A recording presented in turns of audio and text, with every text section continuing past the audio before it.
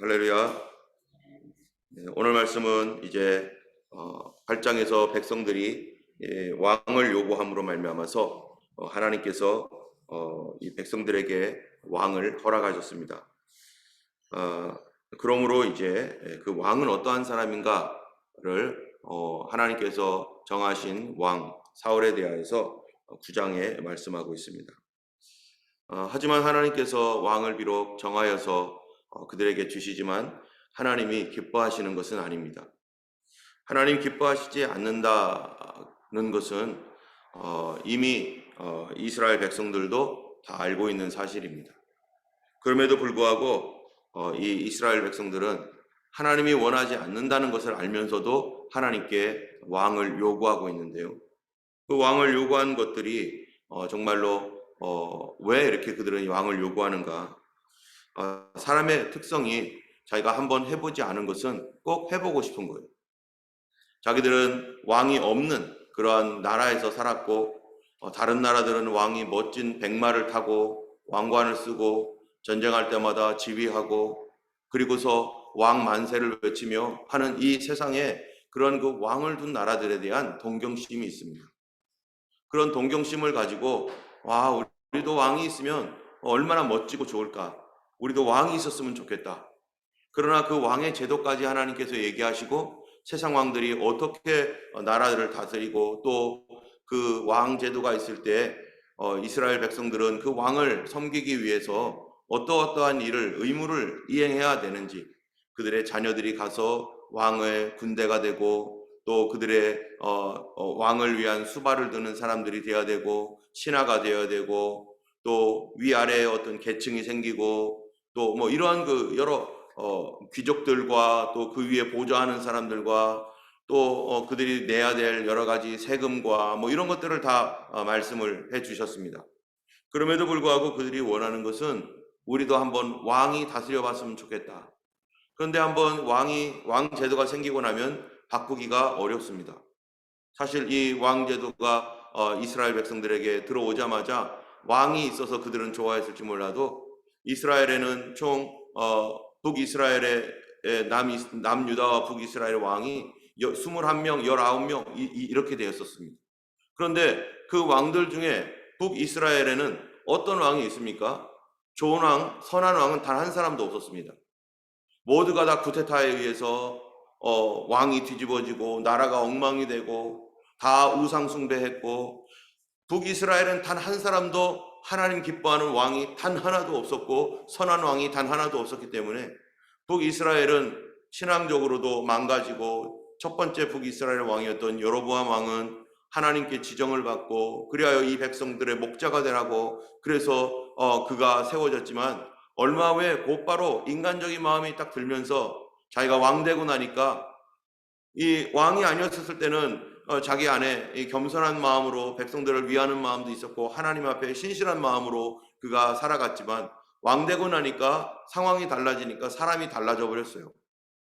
또 남유다에도 이 왕들 중에 몇몇 6-7명을 제외하고서는 다 악한 왕이었습니다. 그래서 하나님 앞에 온전하게 순종하고 참으로 온 마음을 다 드렸던 왕들은 약 40여 명이 되는 왕들 중에 10명도 안 되는 그런 아주 너무나 작은 그런 숫자들, 그때만 백성들이 좀 평안했지 나머지는 하나님의 믿음에서 다 떠나가 버리고 결국 왕 제도를 한 이후에 이스라엘이 최종적으로는 BC 586년에 완전히 멸망하게 되는 그러한 결과가 나와지었습니다.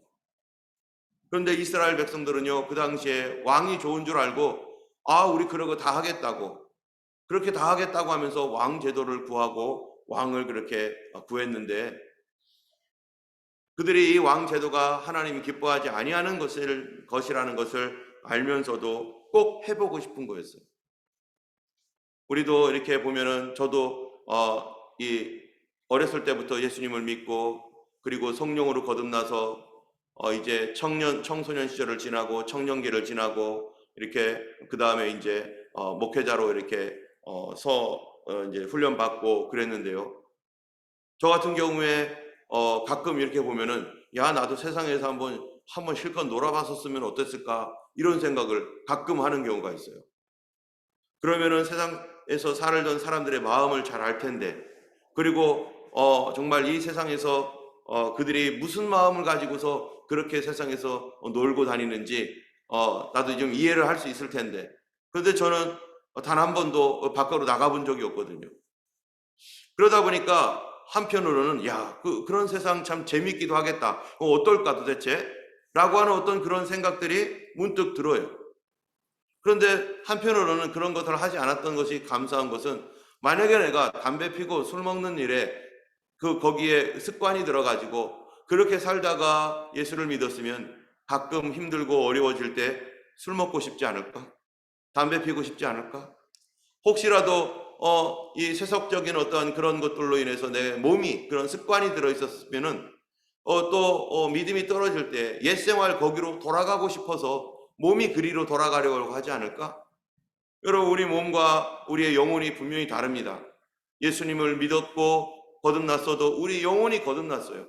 우리 영혼이 거듭남으로 말미암아 그 거듭난 영혼이 우리 몸에 미치는 영향이 좋은 영향들이 많습니다.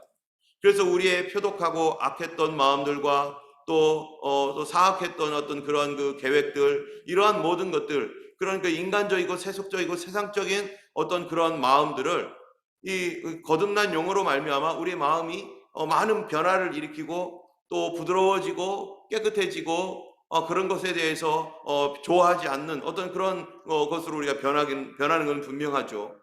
그러나 우리의 믿음이 연약해지고 성령의 충만함이 상실되어져서, 그래서 우리가 정말로 점점 약화될 때 우리 몸에 나도 모르게 배어 있었던 과거의 옛 습관들, 하나님이 기뻐하지 않았던 삶을 살았던 그런 태도들, 교만하고 또 폭력적이고 또 자기만 생각하고 또 술 먹고 자랑하고 담배 피며 희희덕거리고 세속적인 그런 그 일들로, 비록 그것이 이미 거듭난 뒤에 우리에게 사라졌던 것이지만 그러나 내 몸에 여전히 배어 있다는 거예요. 내 몸에 배어 있기 때문에 이것이 내 믿음이 약해지고 성령의 역사로 성령의 충만함이 약해지면은 반드시 이것이 드러나게 되어 있습니다. 그러면 이것과 싸울 수밖에 없어요. 이 습관들과 싸우고 그런 어떤 생각들이 문득문득 나올 때마다, 그런 충동들이 일어날 때마다 이거를 이기기 위해서, 그렇지 않아도 약한데 또 그거를 이기기 위해서 싸울 수밖에 없습니다. 때문에 더 정신 차리지 않으면은 우리가 몸의 옛 습관으로 인해서 다시 돌아가는 것은 시간 문제가 되는 거죠. 때문에 우리의 이 삶 속에서 하나님의 은혜가 항상 충만하도록 우리가 경계하고 있어야 되고 정신을 차리고 있어야 됩니다. 그러나 그러한 습관이 몸에 배어있지 않다면은 오히려 이런 것들이 오히려 하나님 앞에 엎드려 기도할 수 있는 더 좋은 기회가 되고, 그것과 싸울 필요가 없죠. 술에 임박혀 있으면은 그것과 싸워야 됩니다. 죽기까지 싸워야 되는 거죠. 그런데 그렇지 않으면 싸울 필요가 없어요. 그런 몸에 어떤 그런 습관이 배어 있지 않기 때문에. 이러한 장점도 있고 단점도 있지만, 그러나 어쨌든 이스라엘 사람들은 그들이 꼭 해보고 싶었었던 거예요. 나 이거 왕의 제도대로 한번 살아보고 싶다. 왕의 제도를 우리 꼭 한번 해보고 싶다. 나중에 뭐 하더라도, 후회하더라도, 나중에 죽을 때 죽더라도 한번 해보고 죽자. 그래서 이사야서에 보면은 이스라엘이 이제 멸망되어서 그 유다가 이제는 이 바벨론에 의해서 침략을 받고 멸망당할 때를 미리 예언하기를, 그들이 뭐라고 말한다고 하냐면은 내일 죽을 테니 우리가 소를 잡고 양을 잡고 먹고 마시자 하리라. 내일 죽을 거니까 오늘 먹고 죽자, 오늘 마시고 죽자, 이제 다 끝났다. 아무런 소망이 없는 사람들의 어떤 그 절망적인 그러한 그 자포자기하면서 오늘 즐기고 죽어버리자. 그런데 이거에 대해서 하나님께서 뭐라고 하셨다고요? 이 죄는 용서받지 못할 죄다. 이 죄는 내가 결코 용서하지 않겠다라고 성경에 얘기하고 있습니다. 우리가 그런 데까지 가게 되는 것이 얼마나 두려운 일입니까? 이스라엘은요, 자기가 실패할 줄 알면서도 그거를 해달라고 요청했고, 그리고 그로 말미암아서 하나님께서 어떻게 하셨다고요? 그들의 자유의지로 하도 우리에게도 왕을 달라, 한 번 왕을 달라 하면 다음에는 안 달라고 하겠어요? 이러한 그 왕을 달라고 하는 요구가 한 번으로 끝나는 게 아닙니다. 앞으로 계속 그럴 거기 때문에요. 여러분, 하나님께서 선악과를 만드신 다음에 아담과 하와가 선악과 나무 앞에 가서 종종 왔다 갔다 했는지 모르죠. 근데 하와가 선악과 나무 곁에 있었을 때 사단이 와가지고 그 뱀이 유혹을 했었는데, 여러분, 왜 하나님이 안 막습니까? 그 일이 얼마나 큰 일입니까? 주님께서 오셔서 십자가에 달려 죽어야 될 일입니다. 그 일이. 그들이 그 범죄를 하는 그 순간부터 하나님은 그렇게 하기로 이미 작정되어 있는데, 왜 하나님께서 이 고통스러운 일임에도 불구하고 하나님이 왜 막지 않습니까? 선악과 앞에 가가지고 한번 얼쩡거리면서 이거 먹고 싶다 했던 사람은요, 다음번에도 또 그럴 거예요. 평생 그럴 거예요. 그들이 영원히 살 거 아니겠습니까? 그럼 영원히 그 일을 왔다 갔다 하지 않을 거예요? 그들은 그럴 수밖에 없을 거예요. 아예 가지 않았다라면 괜찮지만 한번 그런 마음을 갖고 사단에게 유혹을 받았다면 그때 사단의 머리를 딱 잡고 그냥 내팽개치고 사탄아 물러가라 하면서 완전히 거기서 마음을 쫙 잡아가지고 돌이켜가지고 사단을 짓 눌러버렸다면은 큰 승리를 얻었겠지만, 그 말을 듣고 그런 것들을 귀를 기울이고 그리고 그것을 보고 저거 괜찮은데, 보암직도 하고 먹음직도 하고 지혜롭게 할 만큼 탐스러운데 하면서 이런 마음을 한번 가졌다면은 두 번, 세 번, 네 번 영원히 사는 그런 삶 속에서 언젠가는 거기 앞에 또 가지 않겠어요? 그러니까 하나님께서 그들이 그러한 모습을 이제 하나님이 결정하고 결단한 것이죠. 내가 너희들을 위하여 혹시라도 이것을 먹을 때는 내가 너희를 위하여 죽기로 결정했다. 하나님의 뜻이 우리가 여러 가지가 있습니다. 그런데요, 하나님의 뜻 가운데서는 하나님이 기뻐하는 뜻이 있어요. 하나님이 기뻐하시고 온전하신 뜻. 그래서 하나님께서 퍼펙트하게 준비해 놓으신 뜻이 있는데, 또 하나의 뜻은 뭐냐? 하나님이 허용하신 뜻이 있습니다. 그래서 하나님이 기뻐하는 건 아니에요. 하나님이 즐거워가지고 그래 얼렁해 이런 건 아니에요. 그런데 인간의 약점 때문에, 인간의 부족함 때문에, 인간의 악함 때문에 하나님께서 어떤 부분들은 일정 부분 허락하신 부분이 있습니다. 그것이 예수님께서 어디에 얘기하십니까? 바로 이혼 문제에 대해서 얘기하잖아요. 어떤 사람이 아내가 있었는데 이 사람을 버리고 뭐 어쩌고 하면서 이런 얘기를 할 때 그 이혼 증서를 써야 된다는 율법을 가지고서 예수님이 얘기를 합니다. 본래는 그렇지 아니하니.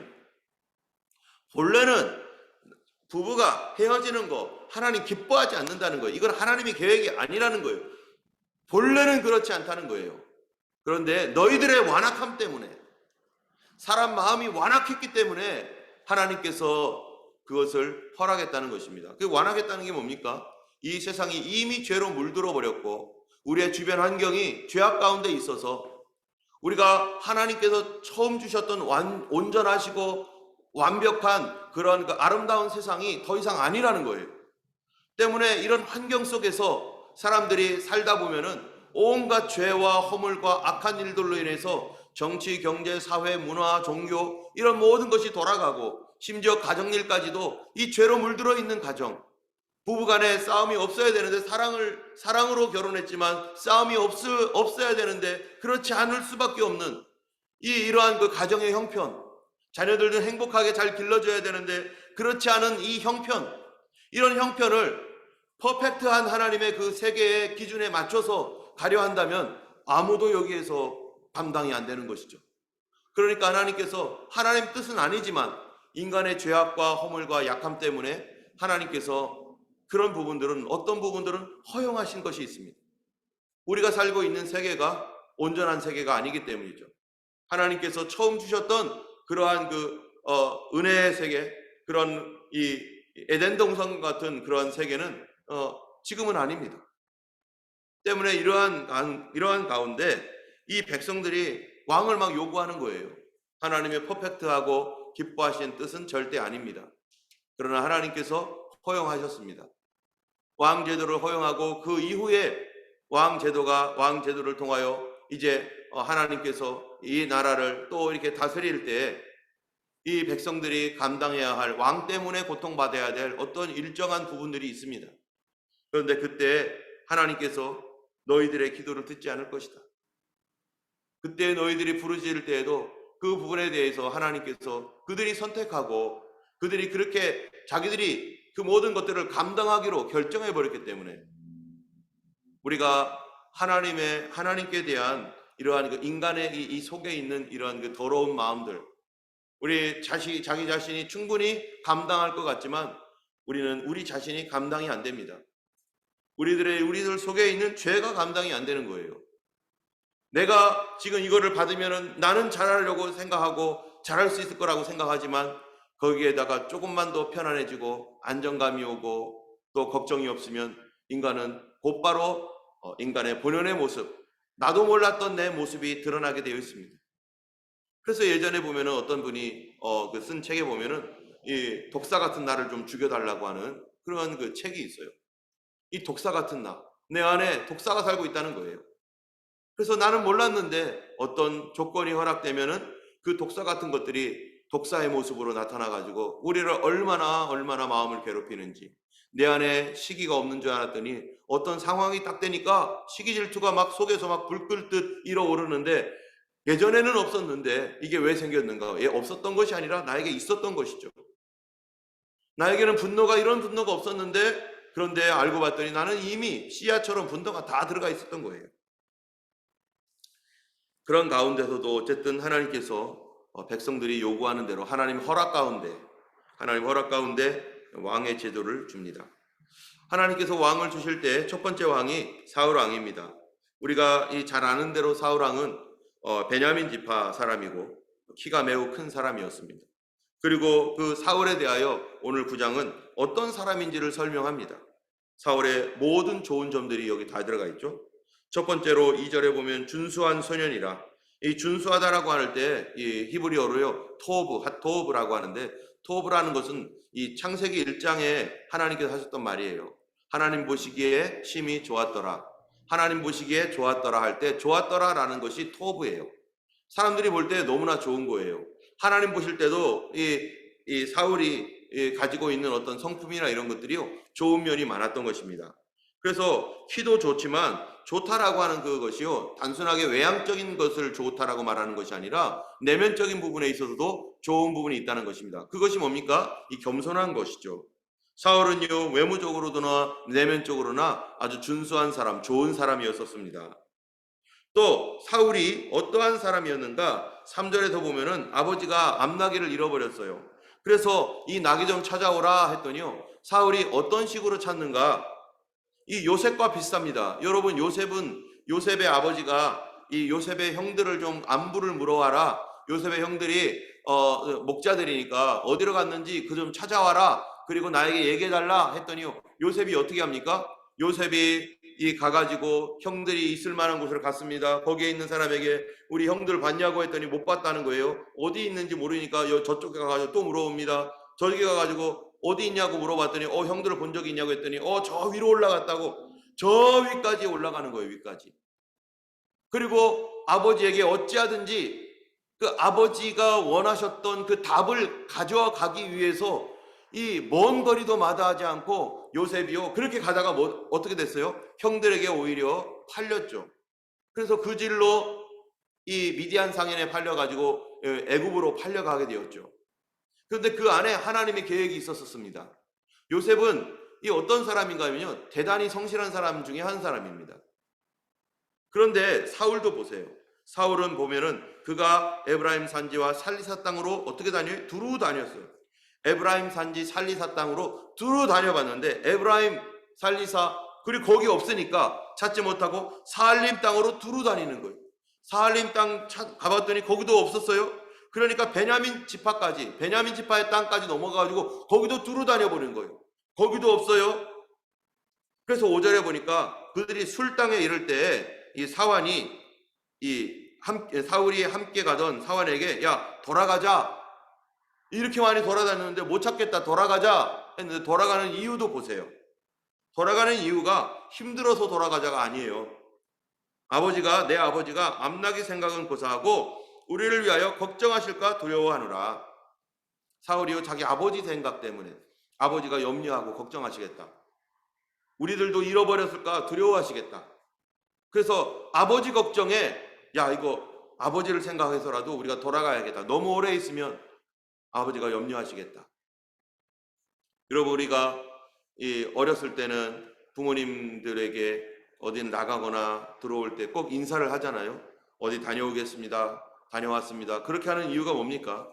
어디 갈 때는 부모님 걱정할까봐 걱정하지 않으셔도 돼요. 부모님 걱정할까봐 그렇게 미리 인사하고 돌아와서는요. 부모님 잘 돌아왔어요. 걱정 안 하셔도 돼요. 혹시 부모님이 걱정하실까봐 그것이 효 아니겠습니까? 부모님의 걱정이 되지 않는 것, 그것이 효도의 기초인데 바로 이 사울이 마찬가지입니다. 아버지가 걱정할까봐 염려하고 걱정하는 거예요. 와, 아버지가 걱정하면은 암나기 잃어버리는 거 고사하고 아버지가 연세가 있는데 걱정해서 괜히 쓰러지시면 안 된다. 돌아가자. 그러니까 사울의 어떠한 외적인 것도 멋있지만 그러나 사울의 내면적인 것도 굉장히 성실한 사람이라는 것. 여기저기 다 다니고 최선을 다해서 다 해보는 것. 그 다음에 아버지를 생각하는, 어른을 생각하는 그러한 어떤 효심이 있고 그런 어떤 인격을 가지고 있는 그런 사람이죠. 이 효하는 사람은 윗사람, 아랫사람에게 모두 다 잘할 수밖에 없죠.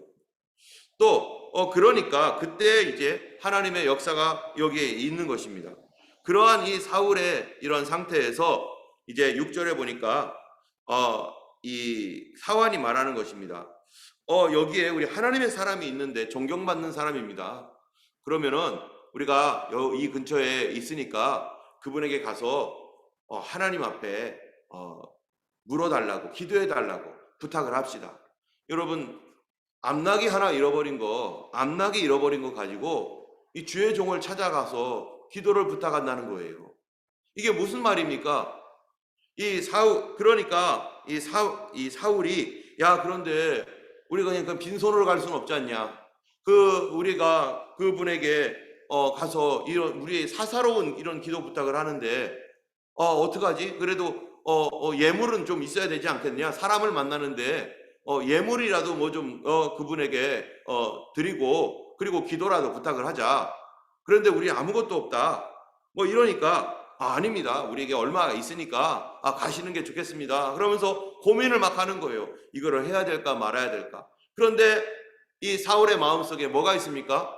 아버지에게 그래도 이 암나기 잃어버렸으니 이거를 끝까지 최선을 다해서 내가 찾아봐야 되지 않겠는가? 그렇다면은 하나님의 사람에게 우리 개인적인 사사로운 거긴 하지만 그 훌륭한 그 사무엘에게 이 나라를 다스리는 사사인데 그분에게 가서 하나님 앞에 기도해 달라고 그래도 부탁하는 것은 좋겠다 싶은 마음이 드는 거예요. 이게 사울의 마음의 태도입니다. 두 가지였죠. 아버지를 걱정하는 것과 아버지의 뜻을 다 그대로 이루어주고 싶은 마음. 이 두 가지 마음. 이게 선한 마음이죠. 만약에 이 사울이요, 에이, 우리 아무것도 없고, 이제 그냥 아버지가 걱정할 테니까 그냥 가자. 그분에게 얘기해봐야, 뭐, 어떻게 알겠어? 또는 이 아버지가 그냥, 우리가 최선을 다했으니까 할 수 없다. 이런 마음이었다면 가지 않았을 것입니다. 그런데 사울의 마음이 어찌하든지 아버지가 원하는 것을 해드리고 싶어 하고, 그러나 아버지의 걱정도 덜어드려야 되겠고, 그래서 빨리 뭔가를 해야 되겠고, 그리고 사울이 하나님께 대한 겸손한 신앙이 있는 거예요. 여러분, 이 어떤 문제가 있을 때 어떤 분은요, 절대로 남에게 기도 부탁하지 않고 자기 혼자 끙끙거리면서 그거 다 해결하려고 하는 경우가 있습니다. 이거 기도하는 태도는 좋죠. 그런데 어떤 기도는 하나님께서요, 이 다른 사람의 기도 부탁을 하라고 하는 기도가 있어요. 나 혼자 하지 말고. 우리가 성도들 가운데 서로 함께 기도하는 이때 너희 기도 요청하라. 그래서 병 낫기를 위하여 서로 기도하라. 병을 혼자 알고 다른 사람이 얘기 안 해요. 다른 사람들이 알면 나 별로 안 좋아, 싫어. 나 혼자 그냥 할래. 물론 그렇게 해야 할 기도도 있지만 어떤 것은 나눠야 될 기도가 있습니다. 그래서 이 문제를 가지고 나눌 때 그게 뭡니까? 그게 겸손이에요. 겸손하지 않으면은 나누는 것도 하지 않습니다. 나의 이 약한 점, 우리 기도는 약한 점 아니겠어요? 우리 자녀가 이렇습니다. 내가 이렇습니다. 나의 형편이 이렇습니다. 이런 거는 뭐 내가 막 자랑스럽게 떠버릴 그럴 일이 아니라 기도 제목 자체가 나의 연약한 점이란 말이죠. 이 연약한 점을 다른 사람에게 나타내야 돼요. 그런 그 자체가 어떤 사람은 자아가 너무 강한 사람은요. 자기의 연약한 점을 절대로 다른 사람에게 보여주거나 얘기해주거나 나타나고 싶어 하지 않습니다. 그건 나하고 하나님 사이에 알아서 해야지. 물론 그렇죠. 그러나 그런 마음의 태도, 그런 우리의 마음의 태도가 잘못되어 있을 경우에는 하나님께서 기뻐하지 않는다는 거예요. 그러한 이런 태도를 가지고 살아가는 신앙생활은 어떻겠습니까?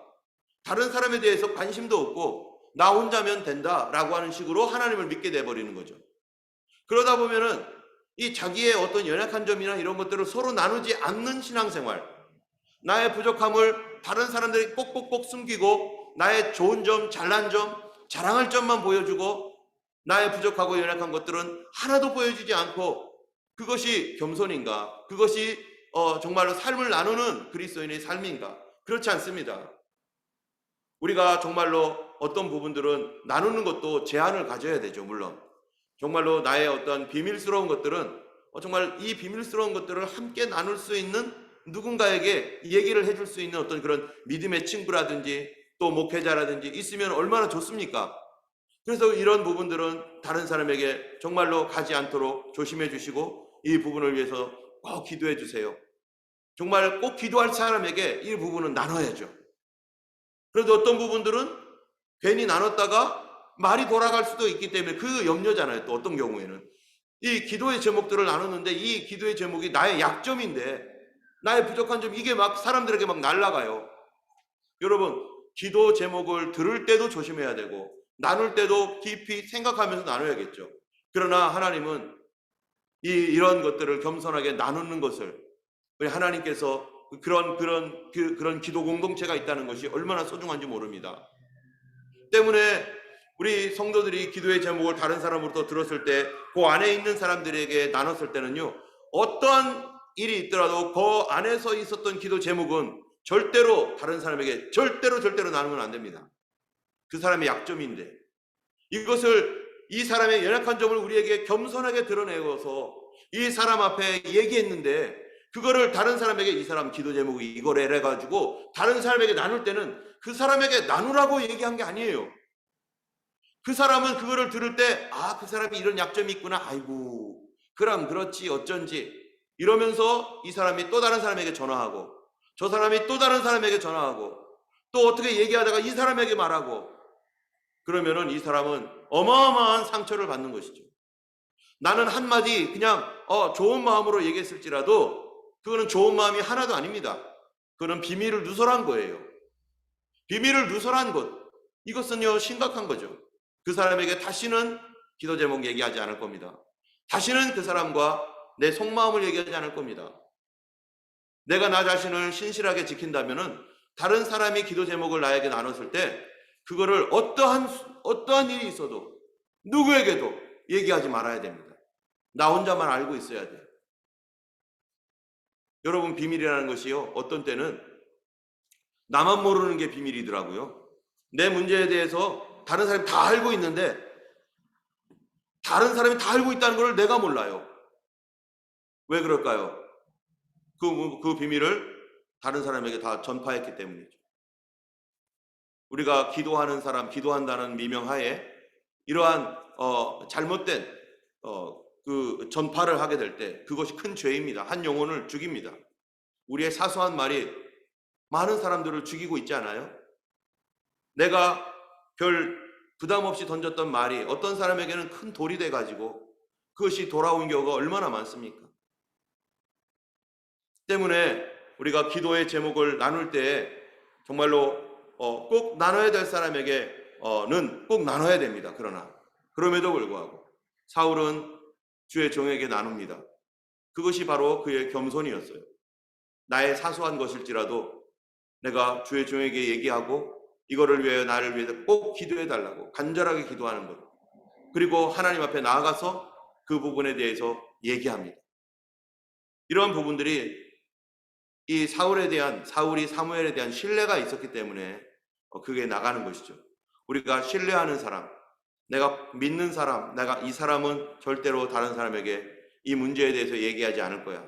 그리고 나는 하나님 앞에서 이 부분을 겸손하게 드러내고 기도를 요청할 거야 라고 하면서 우리가 서로 기도해 줄 수 있는 사람, 우리는 반드시 기억해야 됩니다. 누군가 나에게 정말로 어려운, 가정의 어려운 문제에 대하여, 뭐 다른 문제면은 괜찮죠. 어떤 거 얘기해도 상관이 없는 게 있어요.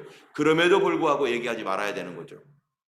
그럼에도 불구하고 중요하건 중요하지 않건 누군가가 나에게 어떠한 기도의 제목들을 부탁했을 때 그것은 그 사람이 허락하지 않는 한 절대로 얘기하면 안 되는 것입니다. 어쨌든 이 사울은요, 겸손했습니다.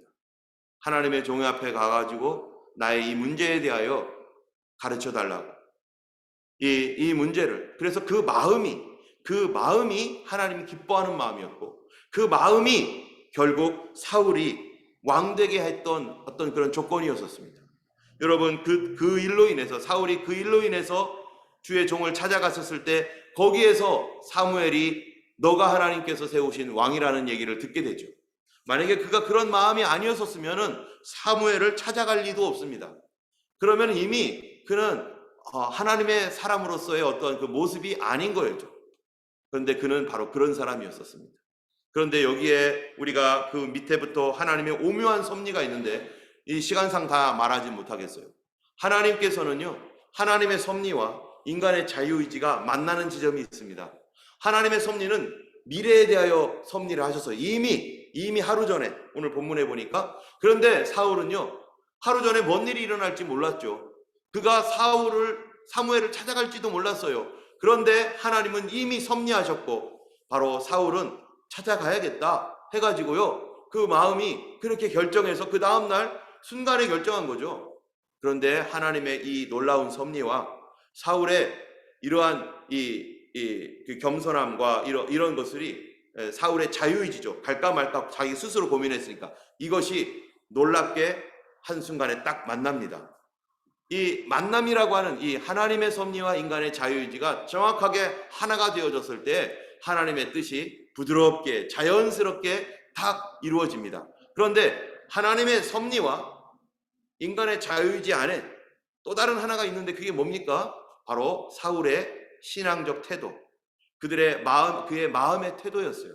그 태도가 없었으면 만나지 않았을 것입니다. 그런데 그 태도 때문에, 그런 모습 때문에 그가 하나님의 그 귀하신 그 섭리와 만나게 되었던 것이죠. 하나님이 그거를 알고 계셨고, 그리고 우리가 하나님의 뜻을 이루고 하나님의 뜻이 이루어지는 데 있어서는요, 어떠한 신기한 어떤 능력이나 이런 것도 중요하죠. 그러나 뭐가 더 필요합니까? 우리의 태도입니다. 내가 그런 사람이 아니었다면 거기에 가지 않았을 거예요.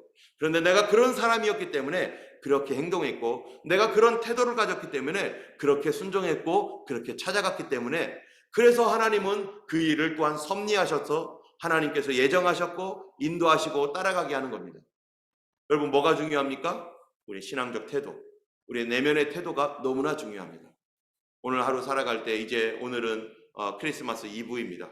우리 저녁 때 가정에서도, 또 낮에도 모이는 가정도 있겠지만 함께 모여서 기도하고 또 찬양하며 우리의 1년 동안의 나의 태도를 한번 하나님 앞에 고백하고, 또 내년도에 어떠한 우리가 하나님 앞에서 어떤 태도로 살아가야 될지 또 함께 나누는 시간도 되길 원하고, 우리 하나님 앞에서 정말로 올바른 태도로 바른 믿음의 어떤 신앙적 태도를 가지고 우리가 2022년도 맞이하면 좋을 것 같습니다. 성령님께서 우리 마음을 붙들어 주시도록 늘 기도하시고, 이번 크리스마스가 정말로 하나님 기뻐하시는 하나님의 뜻이 이루어지는 그러한 귀한 성탄절 되기를 예수님의 이름으로 축원합니다. 광고는 오늘 저녁에는 우리가 모여서 기도하는 것은 없고요. 우리 각 가정에서 개인적으로 가족들과 함께 꼭 함께 기도해 주시고 예배하시기 바라고요. 내일 토요일 크리스마스 때는 이제 토요일 맞죠?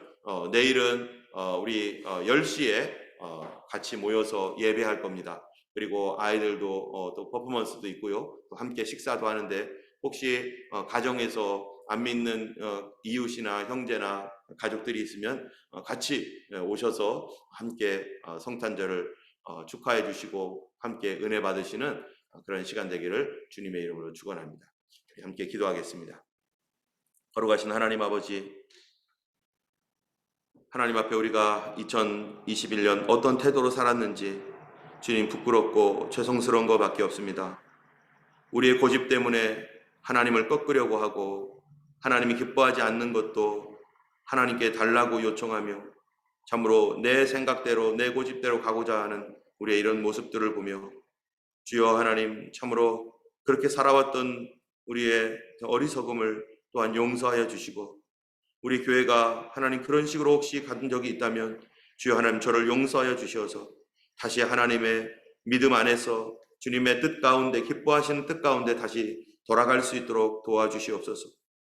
아버지 하나님여 또한 저가 우리들이 하나님 겸손한 마음으로 우리에게 기도에 요청을 했던 사람들의 비밀스러운 것들을 혹시 다른 사람에게 누설하여 상처를 주거나 다른 하나님 성도들의 마음을 아프게 한 것이나 또 아버지 하나님 또 자랑스러운 하나님 마음으로 하나님 교만한 마음으로 그런 것들을 하나님이여 얘기하고 다녔던 것들이 있다면 주여 우리도 나도 모르게 그런 적이 있다면 주님 또한 용서하여 주시어서 기도의 비밀을 지키며 서로의 비밀을 지켜줄 수 있는 하나님 겸손한 사람 되게 하여 주시옵시고 아버지 하나님의 또한 주께서 은혜 베푸셔서 아버지 우리의 마음의 신앙적 태도가 주님 안에서 하나님 올바른 자세로 가게 하여 주옵소서.